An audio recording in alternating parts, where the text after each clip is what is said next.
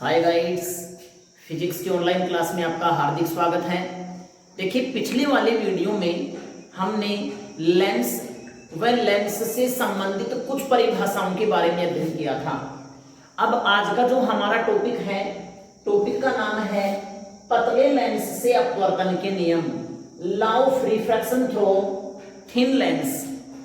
अब देखिए, जिस प्रकार से गोलीय तल से परावर्तन के नियम होते हैं, उसी प्रकार से पतले लेंस से भी अपवर्तन के नियम होते हैं। देखिए, मैंने आपको पहले ही बता दिया था कि दर्पण और लेंस में क्या अंतर है।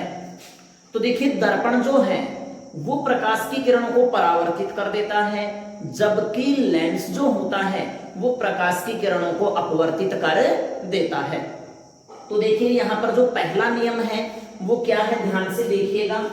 जैसे मान लीजिए हमारे पास ये कोई पतला उत्तल लेंस है, इस उत्तल लेंस के सामने एफ और टोएफ के बीच में यहां कोई बिंब ऑब्जेक्ट रखा हुआ है। तो देखिए, ये जो ऑब्जेक्ट है, इस ऑब्जेक्ट से अनंत प्रकाश की किरणें उत्सर्जित होती हैं। केवल जो नियम बने हैं वो केवल 3 किरणों के लिए ही बने हैं। तो देखिए, पहला नियम क्या है कि लेंस के मुख्य अक्ष के समांतर आपती प्रकाश की किरण लेंस से अपवर्तन के पश्चात द्वितीय फोकस में से गुजरती है या गुजरती हुई प्रतीत होती है। तो देखिए, जब कोई लाइट रेज लेंस के प्रिंसिपल एक्सिस के पैरेलल इसके ऊपर इंसिडेंट होती है, तो आफ्टर रिफ्रैक्शन ये सेकंड फोकस में से पास हो जाती है। इस प्रकार से अब देखिए, आपका जो दूसरा नियम है इसका ये क्या है कि जब कोई प्रकाश की किरण लेंस के प्रकाशीय केंद्र में से गुजरती है तो यह बिना अपवर्तन के सीधे निकल जाती है। इसी स्थिति में प्रकाश की किरण रिफ्रैक्टिव नहीं होती है। और इसका जो तीसरा नियम है वो क्या है कि लेंस के प्रथम फोकस में से गुजरने वाली प्रकाश की किरण अपवर्तन के पश्चात मुख्य अक्ष के समांतर हो जाती है। अब देखिए मित्रों, जिस प्रकार से इस AB के B भाग से प्रकाश की किरणें प्रोड्यूस होती हैं, उत्सर्जित होती हैं, उसी प्रकार से इसका जो प्रत्येक बिंदु है ये लाइट सोर्स की भांति काम करेगा और प्रत्येक बिंदु से प्रकाश की किरण उत्सर्जित होगी। तो इस AB का वास्तविक और उल्टा जो प्रतिबिंब है वो A' B' के ऊपर प्राप्त होता है। अब देखिए, यहाँ पे आपका जो ऑब्जेक्ट है वो कहाँ पे रखा हुआ है, F और 2F के बीच रखा हुआ है। तो इसका जो प्रतिबिंब है वो कहाँ पे प्राप्त होगा, 2F से परे प्राप्त होगा। तो देखिए, अब इन नियमों की व्याख्या यहाँ पे की जा रही है, ध्यान दीजिएगा।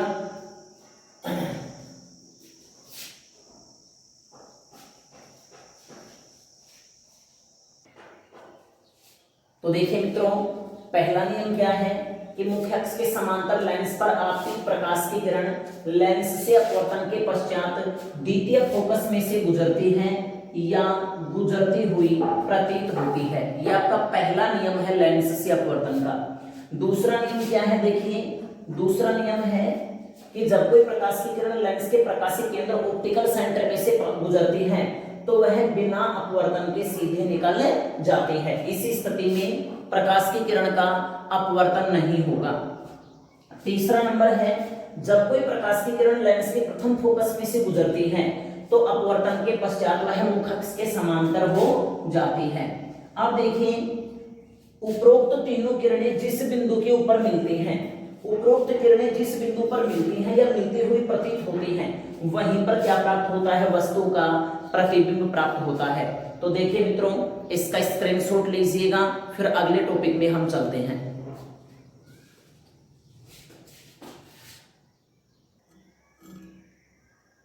तो देखिए, अपना नेक्स्ट टॉपिक आता है पतले लेंस से अपवर्तन या लेंस मेकर सूत्र या रिफ्रैक्शन थ्रू थिन लेंस।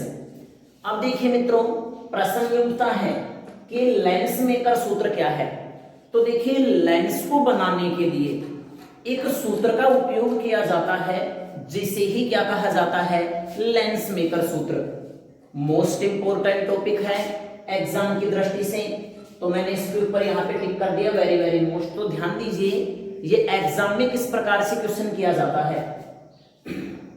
पतले लेंस से अपवर्तन का नामांकित चित्र बनाकर लेंस मेकर सूत्र व्युत्पन्न कीजिए, या फिर ये कई बार दे देता है कि लेंस मेकर सूत्र लिखो आधे अंक का।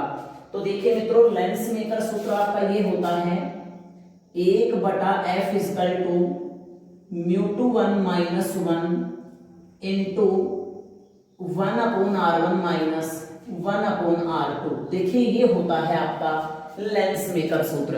लेकिन पतले लेंस से अपवर्तन का नामांकित चित्र, तो ध्यान दीजिएगा, मान लीजिए ये कोई हमारे सामने पतला उत्तल लेंस है जिसका नाम है NML।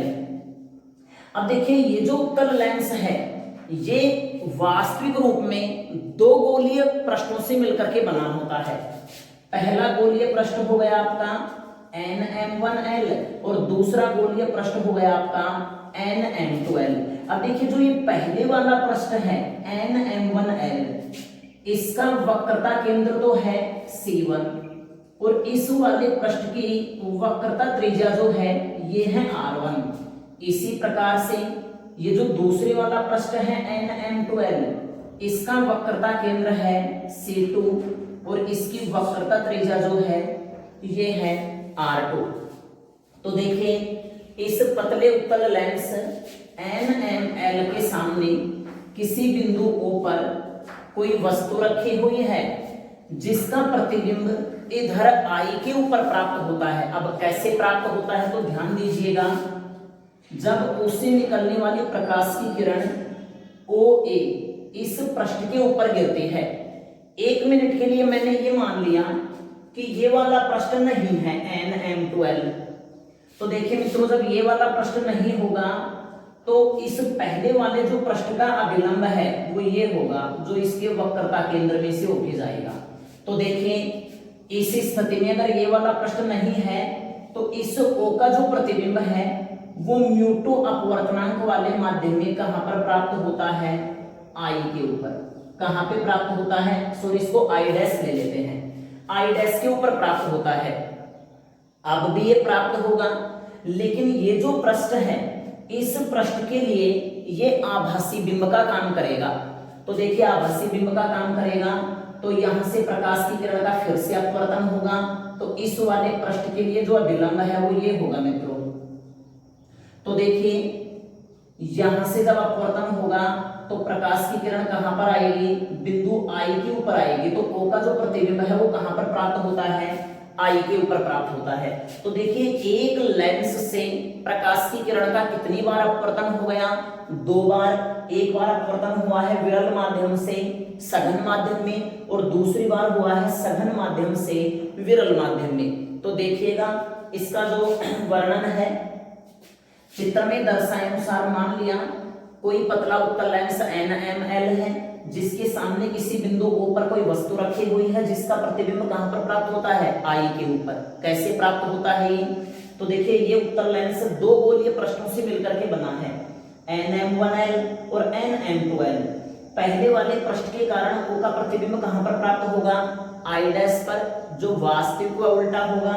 अब यही प्रतिबिंब इस दूसरे पृष्ठ के लिए आभासी बिंब का काम करेगा। फलस्वरूप संपूर्ण लेंस के कारण O का प्रतिबिंब कहां पर बनेगा, I के ऊपर बनेगा। तो देखिए, मैं यहाँ पे लिख देता हूं इसके जो मैकेनिज्म है, उसके बाद में हम इसका मैथमेटिकल कंसेप्ट समझेंगे। तो देखिए मित्रों, दिखाए गए चित्रानुसार माना किसी उत्तल लेंस NML के सामने किसी बिंदु O पर कोई क्या रखी हुई है, वस्तु रखी हुई है जिसका प्रतिबिंब कहां पर प्राप्त होता है, I के ऊपर। कैसे प्राप्त होता है, तो देखो, ये 2 चरणों में संपन्न होगी ये प्रक्रिया। कैसे, मान लिया ये लेंस 2 पृष्ठों से मिलकर के बना है, NM1L और NM2L। तो देखिए, पहले उत्तल पृष्ठ NM1L के कारण जैसे हमारे पास पहला उत्तल प्रश्न ये है मित्रों, यहां समझते हैं। देखिए पहला जो उत्तल प्रश्न है, NM1L के कारण जो वस्तु O का जो प्रतिबिंब है वो कहां पर प्राप्त होता है, तो ये प्राप्त होता है I डैश के ऊपर प्राप्त होता है। ये कहां पर प्राप्त होता है, I डैश पर, जो कैसा होता है, वास्तविक और उल्टा होता है। अब यही जो प्रतिबिंब है वो दूसरे पृष्ठ के लिए किसका काम करेगा, आभासी बिंब का काम करेगा। तो संपूर्ण लेंस के कारण जो वस्तु का प्रतिबिंब जो है वो कहां पर प्राप्त होगा, आई के ऊपर प्राप्त होगा। तो देखिए यहाँ पर यदि लेंस के भीतर का अपवर्तनांक, यदि इसके अंदर का रिफ्रैक्टिव इंडेक्स μ2 और बाहर दोनों ओर के जो रिफ्रैक्टिव इंडेक्स है वो सेम μ1 हो, तो देखो पहले पृष्ठ पर अपवर्तन से, पहले पृष्ठ के ऊपर जो अपवर्तन हुआ है, पहली बार जो अपवर्तन हुआ है वो μ1 अपवर्तनांक से और μ2 अपवर्तनांक वाले माध्यम में हुआ है। तो मैं इसको इस प्रकार से लिख सकता हूं मित्रों, μ2 अपॉन प्रतिबिंब की जो दूरी है, देखो यहां से यहां तक की जो डिस्टेंस है उसको हम मान लेते हैं v डैश, और यहां से और यहां तक की जो दूरी है उसे हम मान लेते हैं v। तो देखिए पहले पृष्ठ के कारण वस्तु का प्रतिबिंब यहां पर बनेगा, तो मैं इसको लिख सकता हूं μ2 upon v dash minus μ1 upon में u बराबर में μ2 माइनस μ1 अपॉन में μ2 माइनस μ1 अपॉन में पहले वाले पृष्ठ की वक्रता त्रिज्या है r1। तो मैं इसको इस प्रकार से लिख सकता हूं। अब देखिए प्रश्न ये उठता है कि ये मैंने कहां से लिख दिया, तो देखिए मित्रों हमने जो अपना पार्ट 8 था उस 8वें पार्ट में हमने पढ़ लिया है कि गोलीय उत्तल पृष्ठ के ऊपर जो अपवर्तन का जो सूत्र प्राप्त होता है वो ये प्राप्त होता है। अब देखिए दूसरे पृष्ठ NM2L पर अपवर्तन से यहां लिखते हैं, दूसरे उत्तल पृष्ठ NM2L पर अपवर्तन से। अब देखिए मित्रों, अब जो यहां पर अपवर्तन हुआ है, सेकंड टाइम जो अपवर्तन हुआ है वो हुआ है डेंसर टू रेरर, और फर्स्ट टाइम जो रिफ्रैक्शन हुआ था वो हुआ था रेरर टू डेंसर, यानी कि विरल से सघन माध्यम में, और अब की बार जो अपवर्तन हुआ है वो सघन से विरल माध्यम में हुआ है। तो मैं इसको इस प्रकार से लिख सकता हूं, ध्यान दीजिएगा, जब पहली बार विरल माध्यम से सघन माध्यम में अपवर्तन हुआ था तब मैंने यहाँ पे लिखा था μ2 माइनस μ1, क्योंकि अपवर्तन विरल से सघन में हुआ है। अब सघन से विरल में हो रहा है तो मेरे को यहाँ पे लिखना चाहिए μ1 माइनस μ2, μ1 माइनस μ2। तो देखो मैं इसको इस प्रकार से लिख सकता हूं, μ1 अपॉन में प्रतिबिंब की जो दूरी है, प्रतिबिंब की दूरी है आपके पास v माइनस μ2 अपॉन में, देखो अब आभासी बिंब का काम ये करेगा, तो यहां से यहां तक की जो दूरी है वो v डैश है, तो मैं यहां पे लिख सकता हूं v dash is equal to μ1 minus μ2 upon में r2।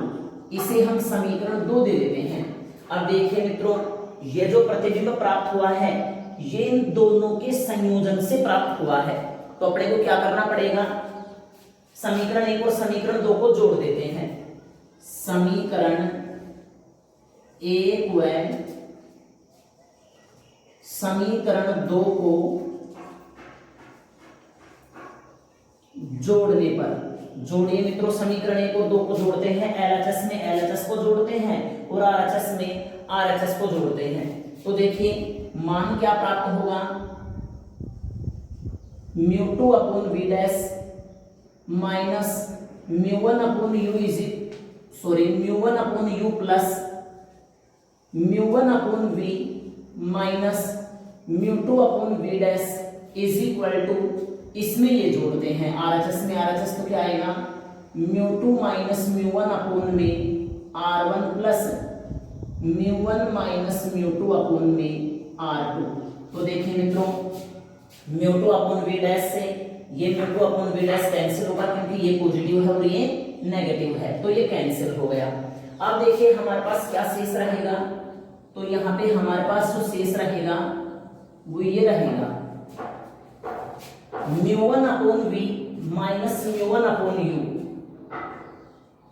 μ1 upon v minus μ1 upon u बराबर, देखिए यहां तो हमारे पास है μ2 माइनस μ1, और यहाँ पर है μ1 माइनस μ2। तो इसको हम सेम फॉर्म में करने के लिए क्या करते हैं, यहाँ से ऋणात्मक चिन्ह कॉमन ले लेते हैं।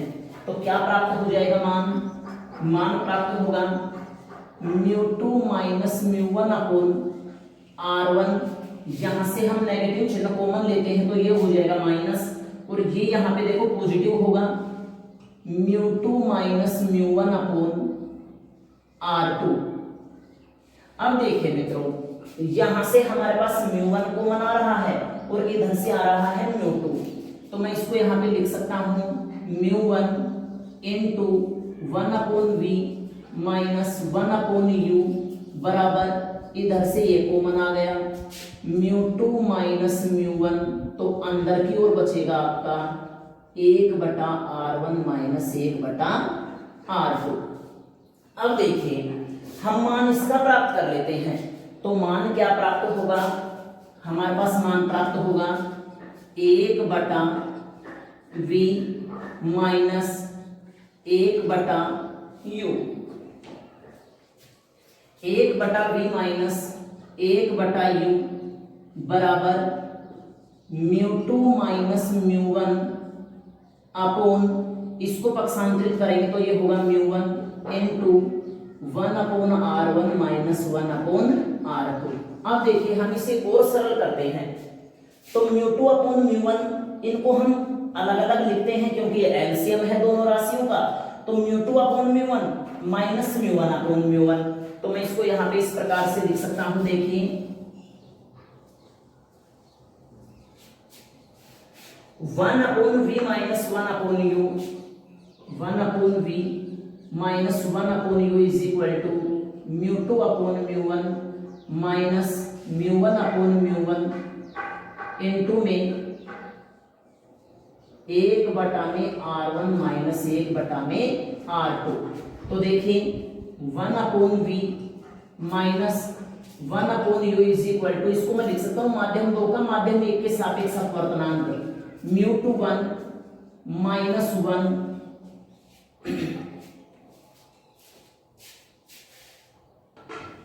तो देखिए मित्रों यहां पर हमारे पास क्या मान प्राप्त हो गया, 1 upon v minus 1 upon u is equal to μ2 1। देखो μ2 अपॉन में μ1 माध्यम 2 का माध्यम 1 के सापेक्ष अपवर्तनांक। मैं इसको यहाँ पे कह सकता हूं कि मीडियम 2 का refractive index with respect medium first. तो देखिए यहाँ पर ये समीकरण 3 प्राप्त हो जाता है। अब देखिए अब हम ये मान के चलते हैं कि मान लिया ये ऑब्जेक्ट यहाँ बिंदु O के ऊपर ना होकर के यदि ये अनंत के ऊपर होता तो इस O का जो प्रतिबिंब है वो कहां पर प्राप्त होता, फोकस के ऊपर प्राप्त होता।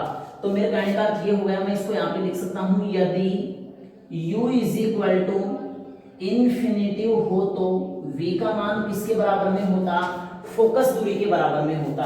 तो यहाँ समीकरण 3 में रख देते हैं ये समीकरण 3 से। तो मान क्या प्राप्त होगा हमारे पास 1/v माइनस 1/u, सॉरी देखिए 1/v, v के स्थान पे क्या रखेंगे हम f रखेंगे।